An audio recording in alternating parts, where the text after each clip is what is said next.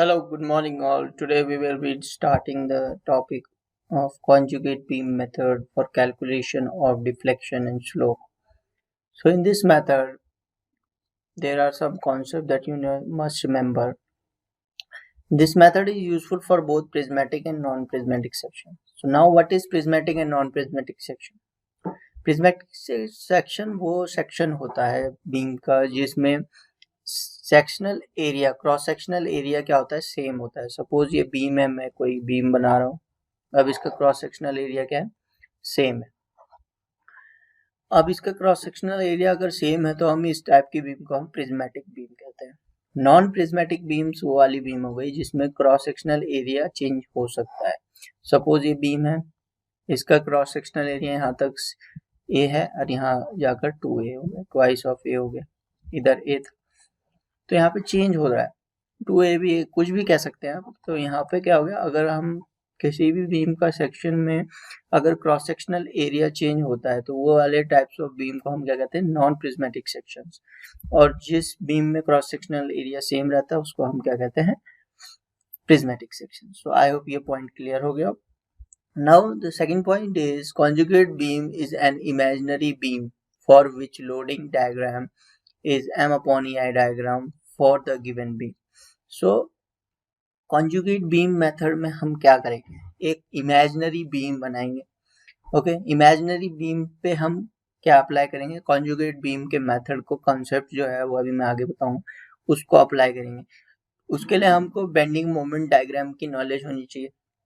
अगर bending moment diagram आप easily बना लेते हो तो आगे इस मेथड में आपको कोई कॉम्प्लिकेशन नहीं आएगी. बेंडिंग मोमेंट डायग्राम बनाओगे, उसके बाद आपको M upon EI डायग्राम बनाना है. ओके, सो अगर आप बेंडिंग मोमेंट डायग्राम बना लेते हैं देन उसके बाद आपको M upon EI डायग्राम बना के आपको आगे इसमें कैलकुलेशन करनी पड़ेगी. तो पहला मेथड जो इसमें आता है वो आता है मोहर फर्स्ट थ्योरम.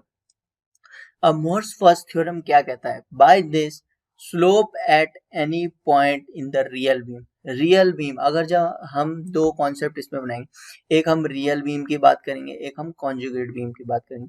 तो इन दोनों में डिफरेंस क्या होता है वो मैं अभी आगे बताऊंगा. पर जो कॉन्सेप्ट क्या है, जो पहला थ्योरम जो कहता है कि अगर हमको slope at any point in the real beam find करना है, अगर मैंने कहा आपको ये ए पॉइंट है सपोज और ये बी पॉइंट है, इनमें से अगर मैं आपको कह देता हूँ कि यहाँ पे आपको बी पॉइंट पे अगर आपको स्लोप फाइंड करना है तो यह मेरा रियल बीम है. ठीक है, रियल बीम में जिस पॉइंट पे आपको क्या करना है, स्लोप फाइंड करना है, तो हम क्या करेंगे, उसको कैलकुलेट करने के लिए it can be calculated by finding out the shear force. हमको शियर फोर्स फाइंड करनी पड़ेगी at same point in the conjugate beam. जो हम उसकी कॉन्जुगेट बीम बनाएंगे, अगर मेरे को स्लोप फाइंड करना है किसमें, रियल बीम में, तो मैं शियर फोर्स फाइंड करूंगा कॉन्जुगेट बीम में उसी ही पॉइंट पे, तो वो हमारा क्या आ जाएगा, slope at real beam. Mohr second theorem कहता है by this deflection at any point in the real beam can be calculated by finding out the bending moment at the same point in the conjugate beam.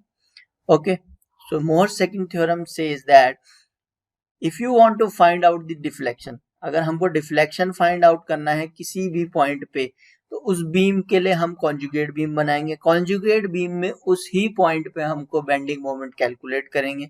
अगर जो हमने वो bending moment calculate कर दिया वो हमारा क्या होगा, deflection in the real beam. So ये हमारे दो थ्योरम हो गए. तो ये थ्योरम आई होप क्लियर हो गया. अगर रियल बीम में स्लोप फाइंड करना है तो शियर फोर्स फाइंड करेंगे कॉन्जुगेट बीम में, अगर डिफ्लेक्शन फाइंड करना है तो कॉन्जुगेट बीम में हम बेंडिंग मोमेंट फाइंड आउट करेंगे.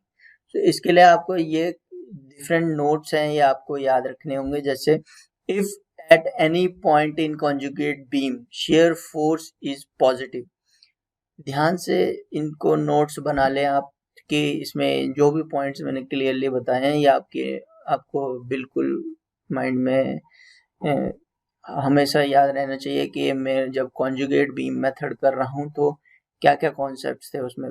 पहले कॉन्सेप्ट तो यही है, दो थ्योरम फॉलो करता है. अगर स्लोप फाइंड करना है तो शियर फोर्स फाइंड करनी पड़ेगी कॉन्जुगेट बीम में, अगर डिफ्लेक्शन फाइंड करना है तो डिफ्लेक्शन के लिए हमको कॉन्जुगेट बीम में बेंडिंग मोमेंट फाइंड आउट करना पड़ेगा. Okay, if at any point in a conjugate beam shear force is positive, अगर shear force positive आया उसका मतलब है then slope in the real beam is positive, तो जो हमारा स्लोप आएगा वो क्या आएगा, पॉजिटिव होगा, that is anti clockwise and vice versa. अगर पॉजिटिव आता है उसका मतलब क्या होगा कि वो हमारा स्लोप भी पॉजिटिव है और एंटी क्लॉकवाइज डायरेक्शन में।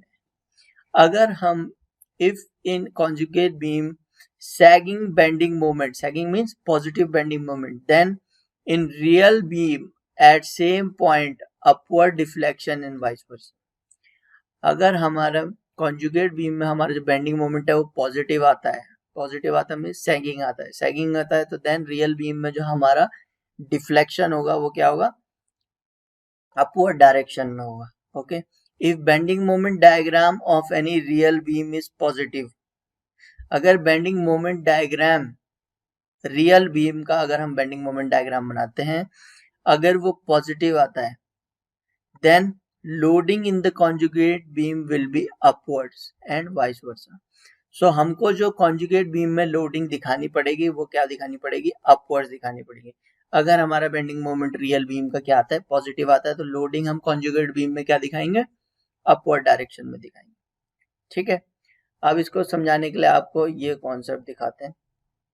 पहले ये कॉन्सेप्ट समझने के लिए हमको ये देखिए, comparison between real beam and conjugate beam. So ये मेथड में हम करते क्या है, एक्चुअल में देखिए क्या है, हमारी सिंपली सपोर्टेड बीम है, ए पे सपोर्ट है, बी पे रोलर सपोर्ट है, यहाँ पे क्या है, हिंज सपोर्ट है ए पॉइंट पे। ठीक है, ये सिंपली सपोर्टेड बीम हो गई।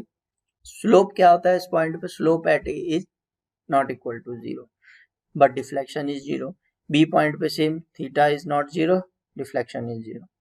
अगर हम इसकी रियल बीम की कॉन्जुगेट बीम बनाते हैं तो हमको क्या करना पड़ेगा, कॉन्जुगेट बीम बनाने के लिए या तो हम हिंज को रोलर बना सकते हैं और रोलर को हिंज बना सकते हैं, इसको अपोजिट भी कर सकते हैं, या सिंपली सपोर्टेड के केस में आप इसको सेम भी रख सकते हैं। यहाँ पर सिंपली सपोर्टेड बीम है और सॉरी हिंज सपोर्ट है और यहाँ पर रोलर सपोर्ट। तो अगर यहाँ पर स्लोप हमारा, स्लोप की बात कर रहे हैं, स्लोप हमारा रियल बीम में नॉट इक्वल टू 0 है, तो मतलब यहाँ पर शियर फोर्स भी नॉट इक्वल टू 0 होगा, डिफ्लेक्शन 0 है, बेंडिंग मोमेंट 0 होगा। ओके, वही कॉन्सेप्ट जो अभी आपको बताएं। फिक्स्ड के केस में क्या होता है, अगर फिक्स सपोर्ट है किसी रियल बीम में हमारा, तो हम वहां उसको फ्री एंड बना देंगे। तो जहाँ पे फिक्स होगा, ए पॉइंट पे अगर फिक्स था, फिक्स सपोर्ट था, तो इसको हमने फ्री बना दिया, और अगर जहाँ पे फ्री था वहां पे हमने उसको फिक्स बना दिया। सो ये क्लियर हो गया। तो आपको इसमें क्या करना है, कॉन्जुगेट बीम बनाने के लिए सपोर्ट का इंटरचेंज भी कर सकते हैं आप। तो ये आपको कॉन्सेप्ट अप्लाई करना है कॉन्जुगेट बीम मेथड में। जैसे इस कॉन्सेप्ट देखिए, यहाँ पे क्या है, फिक्स बीम है, फिक्स बीम का मैंने क्या कर दिया, फ्री कर दिया ए पॉइंट पे। बी पॉइंट पे क्या है, इंटरनल हिंज है। अगर इंटरनल हिंज होता है, इंटरनल हिंज हमारा बनता है इंटरनल रोलर। क्या बनता है, इंटरनल रोलर। इंटरनल जो हिंज शो होगा रियल बीम में वो हमारा बन जाएगा इंटरनल रोलर। और जो हमारा इंटरनल रोलर है, ये क्या है, इंटरनल रोलर, क्योंकि ये क्या है, बीम के विद इन द स्पैन है, अंदर है बट इसके बाद स्पैन और कंटिन्यू। सो ये क्या हो गया, इंटरनल रोलर। इंटरनल रोलर जो होगा वो कॉन्जुगेट बीम में क्या हो जाएगा, इंटरनल हिंज बन जाएगा। तो आई होप ये पॉइंट क्लियर है। बस आपको क्या करना है, सपोर्ट इंटरचेंज करना है, यही डिफरेंस है रियल बीम में और कॉन्जुगेट बीम में।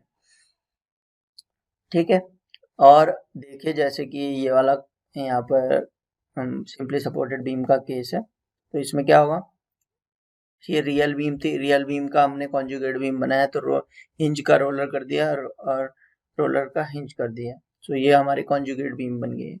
कॉन्जुगेट बीम बनाने के बाद हमको, मैंने क्या कहा था आपको, बेंडिंग मोमेंट डायग्राम बनाना है। इसका बेंडिंग मोमेंट डायग्राम कैसे बनता है, ऐसे बनेगा, पॉइंट लोड के कंडीशन में क्या होगा, ये ऐसे बन गया, इंक्लाइन बन गया। सो ये बेंडिंग मोमेंट डायग्राम बन गया। उसके बाद हमको m अपॉन ई आई डायग्राम बनाना है। आप कुछ नहीं करना है, बस बेंडिंग मोमेंट डायग्राम को डिवाइडेड बाय ई आई कर देना। सो बेंडिंग मोमेंट यहाँ पे वैल्यू क्या होती है, P L upon 4, P L upon 4 होती है इस केस में, ये सिंपली सपोर्टेड बीम के लिए। अगर ये वैल्यू होती है, अगर हम इसका m अपॉन ई आई डायग्राम बने तो हमने क्या किया, m की वैल्यू को जस्ट डिवाइड कर दिया ई आई से। सो ये हमारा हो गया m अपॉन ई आई डायग्राम, और ये हमने बना दिया। इसमें लोडिंग मैंने अपवर्ड क्यों दिखाई है, कॉन्जुगेट बीम में लोडिंग अपवर्ड क्यों दिखाया है? क्योंकि हमारा bending moment diagram real beam का क्या है? पॉजिटिव है। अगर bending moment diagram real beam का पॉजिटिव होता है तो हमको लोडिंग जो है कॉन्जुगेट बीम में क्या दिखानी पड़ेगी? Upward direction. तो आई होप ये पॉइंट क्लियर हो गए हो सारे। आप ये देखिए, if real beam is determinate and stable, conjugate beam will also be determinate and stable। अगर रियल बीम आपकी डिटर्मिनेट है और स्टेबल है तो कॉन्जुगेट बीम भी डिटर्मिनेट और स्टेबल होगी। और डिटर्मिनेट और स्टेबल क्या होती है ये आपको पहले पता चुके हैं। If real beam is indeterminate, conjugate beam will be unstable. अगर रियल बीम इनडिटर्मिनेट होगी तो वो क्या हो जाएगी? Conjugate beam will be unstable. Real beam is unstable, conjugate beam will be indeterminate. So अगर रियल बीम अनस्टेबल होगी तो कॉन्जुगेट बीम क्या हो जाएगी? इनडिटर्मिनेट। सो ये पॉइंट्स हो गए। अब देखें आपको प्रोसीड कैसे करना है न्यूमेरिकल्स के। सपोज ये न्यूमेरिकल है आपका, इसमें यहाँ पे क्या है? फिक्स सपोर्ट है। फिक्स सपोर्ट है, ये कैसा सेक्शन है? देखिए यहाँ पे ये L/2 स्पैन है, ये L/2, यहाँ पे 2i दिया गया है, ये i दिया गया। सो इस सेक्शन का क्या है? ये क्रॉस सेक्शनल एरिया चेंज हो रहा है। अब अगर ये क्रॉस सेक्शनल एरिया चेंज हो गया तो ये कौन सा सेक्शन हो गया? Non prismatic section. अब नॉन प्रिज्मेटिक सेक्शन के लिए अगर मैं इसके लिए आपके लिए बेंडिंग मोमेंट बनाऊं, सो बेंडिंग मोमेंट बनाने के लिए मैंने ये पहले स्पैन बनाई। यहाँ पर क्या है? m लोड है, that is in downward direction. अब ये मेरा m डायरेक्शन में लोड गया, ठीक है। m मैंने यहाँ पे बेंडिंग मोमेंट डायग्राम बनाया m, यहाँ सर यहाँ तक कोई लोडिंग नहीं है, तो ये स्ट्रेट हो जाएगा डायग्राम। फिर बेंडिंग मोमेंट बनाया m किस्म का है, m यहाँ से यहाँ तक था, ओके। अब इस पॉइंट पे बेंडिंग मोमेंट कितना होगा यह आपको कैलकुलेट करना पड़ेगा। कैसे करेंगे आप बताइए? ये आपकी वैल्यू होगी यहाँ पर m की, और यहाँ पे कितनी होगी? m प्लस m, क्योंकि बोथ क्या है? वो एक ही डायरेक्शन में। m ऑलरेडी वो डिस्प्लेस हो चुका है, m भी होगा, तो टोटल कितना होगा? 2m। तो यहाँ पे वैल्यू कितनी होगी? 2m। यहाँ से यहाँ तक कोई वैल्यू नहीं है और ये हमारा स्ट्रेट ऊपर चला गया। तो ये बेंडिंग मोमेंट डायग्राम बना लिया मैंने। अगर मैंने बेंडिंग मोमेंट डायग्राम बना लिया, ये कैसा है? Negative bending moment diagram. अब यहाँ पर हमारा क्या था? देखिए यहाँ पे हमारा फिक्स्ड एंड था और यहाँ पे हमारा फ्री एंड था। तो कॉन्जुगेट बीम अगर मैं इसकी बनाऊंगा तो कॉन्जुगेट बीम बनाने के लिए यहाँ पे मेरे को क्या करना पड़ेगा? ये फिक्स हो जाएगा, ये क्या हो जाएगा? फ्री एंड हो जाएगा। और m/ei डायग्राम बनाने के लिए ये इसको डिवाइड कर देंगे ei से। यहाँ पर भी 2m की वैल्यू है तो ये भी डिवाइडेड बाई e है। ये हमारा कॉन्सेप्ट हो गया कि हमें न्यूमेरिकल के लिए कैसे प्रोसीड करें। कैसे करना है? पहले आपको बेंडिंग मोमेंट डायग्राम बनाना है, उसके बाद m/ei डायग्राम बनाना है, ठीक है। अब उसके बाद हम क्या करेंगे? इसमें लोडिंग डिफाइन करेंगे। लोडिंग डिफाइन करने के लिए देखिए अभी ये नेगेटिव आया है रियल बीम का बेंडिंग मोमेंट डायग्राम। अब रियल बीम का अगर ये नेगेटिव आया तो लोडिंग भी कैसी होगी? डाउनवर्ड होगी। तो इसके इंटरनल आप शो कर सकते हैं कि ये जो लोडिंग है हमारी डाउनवर्ड डायरेक्शन में। तो यहाँ पे हमने सेम किया है। कॉन्जुगेट बीम कैसी बनेगी? यहाँ पे फिक्स एंड हो गया, फ्री, और यह वाला फ्री हो गया, ठीक है। अब ये वाला फ्री एंड हो गया। अब आपको इस बीम के लिए हमको क्या कैलकुलेट करना है? स्लोप और डिफ्लेक्शन।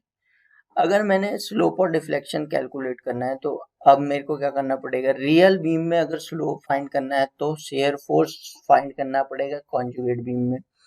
अगर रियल बीम में डिफ्लेक्शन फाइंड करना है किसी पॉइंट पे तो उसी पॉइंट पे कॉन्जुगेट बीम में हमको क्या फाइंड करना पड़ेगा? Bending moment. तो देखिए यहाँ पे हमने कॉन्जुगेट बीम बनाई है, यहाँ पर ये फिक्स एंड हो गया, ओके, ये फिक्स पॉइंट हो गया हमारा और ये फ्री एंड हो गया, ये स्पैन हो गई इसकी।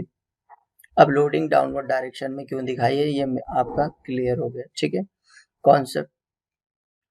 अब हम क्या करते हैं इसको सॉल्व करने के लिए? अब हमारी लोडिंग क्या होगी? W, लोडिंग की वैल्यू हमारी W होगी क्योंकि हमने इसमें लोडिंग शो की है, दैट इज m/ei, ओके, यहाँ पे दैट इज m/ei। वैसे ही यहाँ से यहाँ तक की वैल्यू क्या होगी, L/2 तक की वैल्यू, ये हमारा कॉन्सेप्ट चलेगा M/EI का। उसके बाद जो लोडिंग है वो क्या होगी, यहाँ पे नॉन प्रिज्मेटिक सेक्शन था क्योंकि, तो ये क्या था 2M/EI। और यहाँ पर हमारे को अगर I की वैल्यू भी गिवन है, देखिए I की वैल्यू गिवन है 2I, तो यहाँ पे आपको ये वैल्यू क्या हो जाएगी M/2EI, क्योंकि यहाँ पे I भी चेंज हो रहा है, यहाँ पे I की वैल्यू I ही है। ओके, तो ये सारी चीज आप जब कंसिडर करेंगे, उसके बाद आपको क्या करना है, theta B in real beam will be equal to shear force in conjugate beam, theta B in delta B in real beam will be equal to bending moment in conjugate. So I hope ये सारे point clear हो गए हों। सो इस तरह से आप calculate कर सकते हैं। सो ये बहुत ही इजी मेथड है। इसी तरह से आपको ये न्यूमेरिकल ट्राई करना है। सो ये इस न्यूमेरिकल में क्या है, ये न्यूमेरिकल हम अगले लेक्चर में डिस्कस कर सकते हैं। ये फिक्स एंड है, तो फिक्स एंड कैसा होगा, कॉन्जुगेट बीम में फ्री हो जाएगा। इंटरनल हिंज कैसा होगा, इंटरनल रोलर बन जाएगा। इंटरनल रोलर कैसा होगा, वो इंटरनल हिंज बन जाएगा। और लोडिंग है इसमें P। सो इस तरह से आपको क्या करना है, इसमें आगे फॉरवर्ड करने पहले बेंडिंग मोमेंट बनाएंगे, फिर M/EI डायग्राम बनाएंगे, फिर जिस पॉइंट पे आपको कैलकुलेट करना होगा, सपोज आपको कहाँ पर डी पॉइंट पे आपको अगर स्लोप करना है कैलकुलेट या डिफ्लेक्शन करना है तो आप कैसे करेंगे, उस हिसाब से आपको न्यूमेरिकल सॉल्व करना है। सो आई होप ये मेथड क्लियर हुआ। So we will go in deep in numerical afterwards. So ये आपको नोट्स प्रिपेयर करने हैं। So thank you very much.